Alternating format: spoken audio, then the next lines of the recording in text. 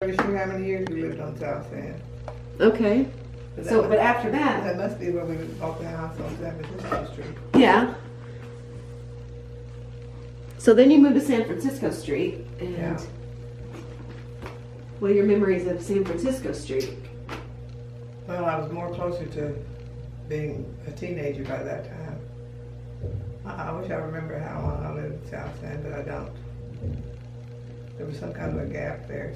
Okay, well anyway, with San Francisco Street, you lived there till you were a teenager, Yeah, I graduated high school when we were living on San Francisco Street. but you lived there from like part of elementary and junior high, and I remember going to the junior high on San Francisco Street, yes. okay, So it had to be that transition there. yeah, somewhere in there. And And at what age did you work at the movie theater that was nearby, and what was that called? Woodlawn Theater, Okay, and I was a teenager. okay, And it was in walking distance. I told you that. mhm, And I sold candy and popcorn.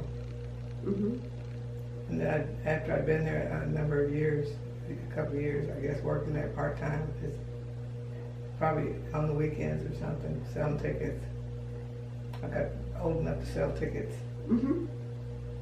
and there was a movie. They had a car guy that he had a burned face. Real. I used to know the name of that movie. What was the name of it? It was sort of a horror show. Mhm. And one night I was working the booth selling tickets. And this man came up and he tooted that he was going to see this movie and he had a burned face. Weird. I remember just like, ugh. Just a fleeting picture in my mind. And that's when I would take Herb and Lenny and Chris to the movie on Saturday morning and they could see the cartoons. And when we get there, I'd get an empty popcorn box that candy came in, Mhm. and I would fill it up with popcorn. How they could charge for popcorn was how many boxes that you filled with regular regular popcorn boxes. These were candy boxes, so I gave them a great big box of popcorn out of the candy box. Mhm. And I would open up the Coke machine, I'd give them a Coke, and I would take them upstairs to the balcony and sit in there, and I'd say, stay here while I worked. And then when all that was over with, then I'd walk back to San Francisco Street. And Margie would be there living with us. She lived with us off and on sometimes when Tex was on the road, doing his work. And she would come stay with us for months at a time. And how they lived together, I don't know. And of course, Lynn was with her. Oh, yeah. Yeah. I used to love when Margie was coming. Lily came in, she had all these comic books, and I would capture all the comic books and go in the closet with a flashlight and read comic books for hours. But she'd have a whole stack of comic books. That's cool. So I'll let you, and I would tell them ghost stories. I'd get them in the closet and tell them ghost stories. Boo! And they would scream, the three of them. You ought to talk to Lynn, she's got memories of it, I'm sure. So, and we lived there when I graduated high school. Mhm. That's when I would run around with Roberta and we did all this crazy stuff. And you slept on a screen-in porch there too. Yeah, screened in back You porch. and Jackie.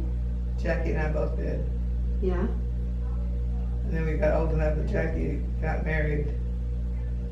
And I kept living on the screen porch until I decided, after I graduated from high school, that I needed a job and I needed to be on my own, a big independent me, Well, before all that happened, though, I remember you telling me a story about her dating a boy named Romeo. Oh yeah, Romeo. Good looking guy. But anyway, Roberta and I were up in this tree. So don't ask me what made us climb this tree. It was in your front yard, right? No, it's in the backyard. Backyard. And the house was on the corner Mhm. and the tree was back here. And the gate here was here to go into the back door. So Roberta and I were up in this tree on this branch, like two vultures sitting there.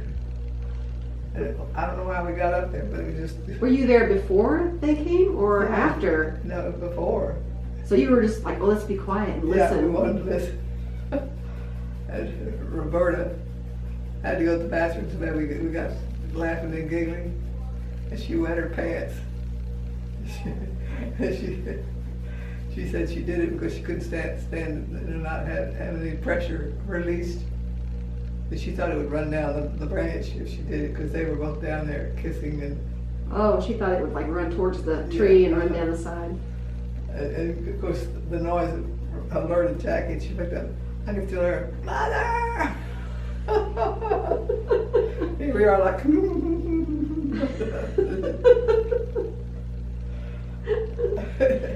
Isn't that weird? What you remember? It's funny. We used to do some of the craziest things. She had a cousin that had an old truck, and the truck was so bad off. It ran, but it didn't have part of the floorboard was missing. You had to be careful not to put your foot over, because rocks would come up and hit it. And Roberta was driving, and of course I didn't drive at the time. We got into more trouble. That's when we snuck out at night. We'd go down to on San Pedro Street, go in the Tottle House, get icebox pie. Tottle House? Tottle House. Oh. And it was almost like Howard Johnson's that had all these flavors. Oh, okay. We'd sneak down there at night, 2 o'clock in the morning. It was open 24/7. Oh. And we would sneak in there at night, and not sneak, we would sneak out of the house at night and go down there. When I spent the night with her. And we'd eat that pie. And then we would go down next door with a big apartment building. We'd go there and ride up and down the elevator just to have something to do. Woohoo! And sometimes we'd sneak in the neighbor's swimming pool at night. We could have been arrested. Your neighbors had a swimming pool? Yeah. Not ours, hers. Oh, okay. Their house was a lot nicer than ours. Her father was a colonel in the Air Force. Okay. This is not on the base either, it was just in San Antonio. But you never got caught swimming in the Never neighbor's did. pool? The closest we came to getting caught when we were seniors in high school. We did our usual running off at night, sneaking out the back door, and close to where our neighbors had a swimming pool. We'd go down there and we would take our outer clothes off and leave our bra and panties on and sneak in the swimming pool and swim. And climb fences, get into stuff. We were terrible. You said the closest you ever got caught was when? We decided to sneak into the Jewish synagogue that had a swimming pool at night. And they had a cabana, it was where you would change. But this time we were prepared. These 2 guys that we knew that worked at the San Antonio Light newspaper had night jobs, getting ready for the newspaper the next day. We made a date to meet them because they were going to help us get into the synagogue, the swimming pool. We climbed up over the top of this building, the part that I was talking about. Got down and we swam around with them. The next night they went back without us and they got caught. I don't think they got sent to jail, just a couple of kids. Yeah, but they were in trouble. Probably. Got fussed at. I can't remember, she had a lot of these little 45 records one time. We got bored. And we would take some of her old ones that got scratched up. We would go out and sail them up and down the street. Like frisbees. Yeah? Just crazy stuff like that we did. You never knew what we were going to get into. That's funny. It was fun. Cool. So, And then you graduated high school. yeah. And at what point did your parents move? Well, actually, I moved into an apartment. I said, I'm 18 years old and I got a job at the telephone company, as a telephone operator. And that's when, and I went to business school, during business college. And I've still got stuff from all these places. Have you seen my diploma and stuff? Yeah, I think I have, actually, photos of you. Yeah, they're there Yeah. somewhere. And you were engaged at this point? Yeah, I was going with Skeeter. Okay. We started going together in high school. And he had given me a ring for my birthday or Christmas, one or the other, I don't remember. Anyway, but I had an engagement ring. And I worked at the telephone company as an operator. Mm-hmm.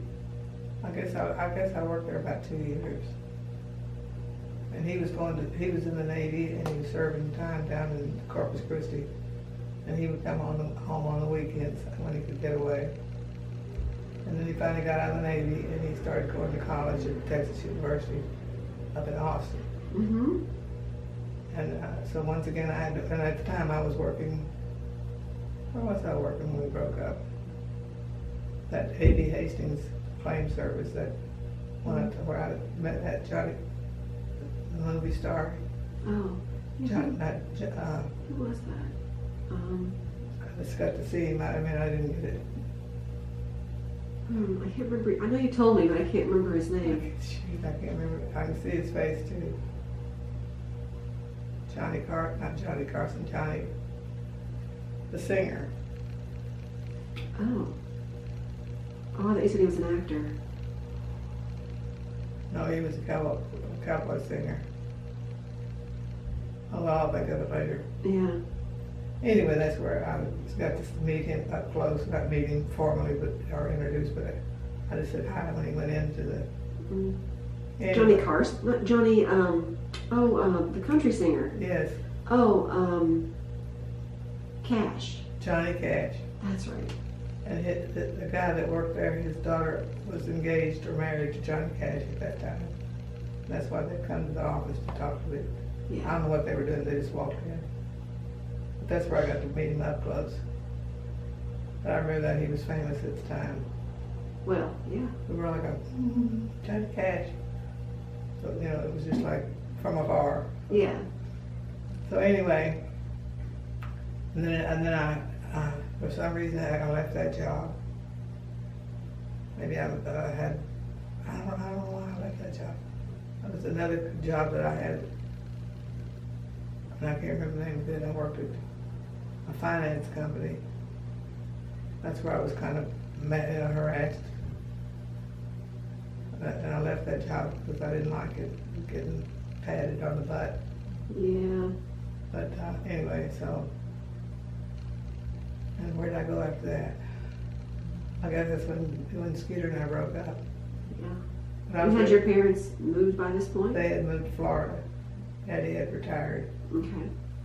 And I was living that. Now, was Beth born yet? Yes, she was born in San Antonio. Okay. When they went to Florida, they took her with them. She was just a baby, but she was about a year old, I guess, when they left. Okay.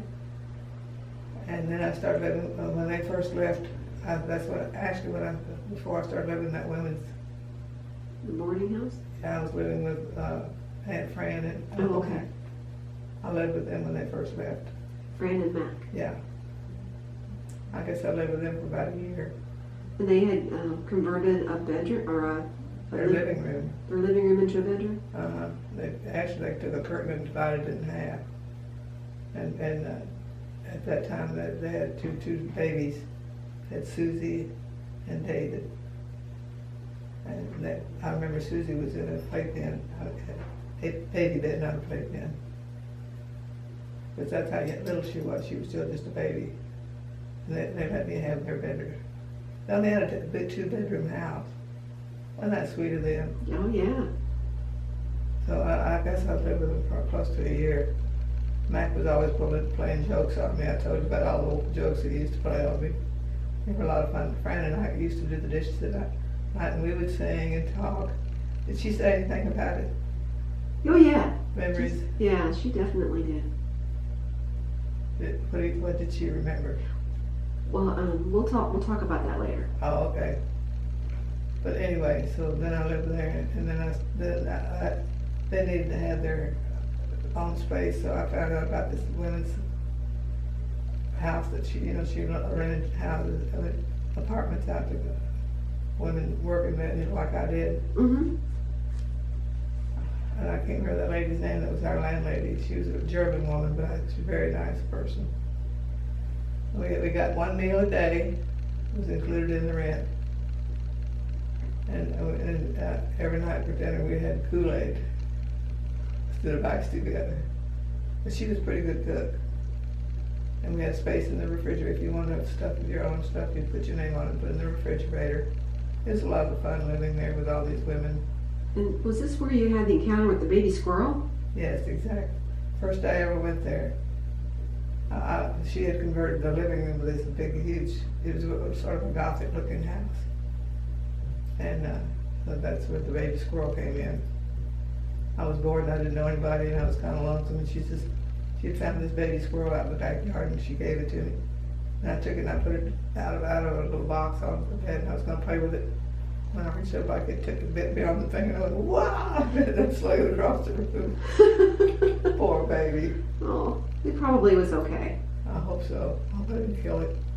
Oh, you would have known, wouldn't you? Oh, surely I would. She took it back and to put it back outside, I think, but I'm not sure what she did with it. So then after that, I lived there until Skeeter and I broke up. And that's when I got on a plane and I left and flew back to Florida. Not back, flew to Florida and started living with Mom and Dad. Yeah. And I lived with them. I got a job right away. First of all, I had to find somebody to give me a ride back and forth to Tallahassee. It was like a carpool. So I got in a carpool, and that's how I got back and forth to work. Mm-hmm. And I got a job with some lawyers, and one of the lawyers' his last name was Judd. And, not Judd, Rudd. Rudd was the last name. I still have, somewhere I have a letter of recommendation from when I worked with them. My job was to type, of course, answer the phones, and go down to the courthouse and copy down accident reports when they were lawyers for people that had car accidents. Mm-hmm. So that was interesting, I thought. Yeah. And one month when I was there, this is when all the unrest and a lot of was going on with the black people, wanting segregation. all that came up. And I remember going outside. We were told not to go down there because there was a big rally and there was going to be violence. It was an interesting time to be around to see. Mm-hmm. So I was involved a little bit, just for being observing of it, but not being involved in it. Yeah. I just thought it was right interesting. And so then, one of the lawyers was going to split off and go get a job somewhere else or something. Anyway, they didn't need as many people as they had. And that's when I decided, and Margie and Lenny were going to come down for a visit, and I decided I would quit my job and go back to Lexington with them. And that's when I went to Lexington. Okay. So, I started living with Margie and Tex.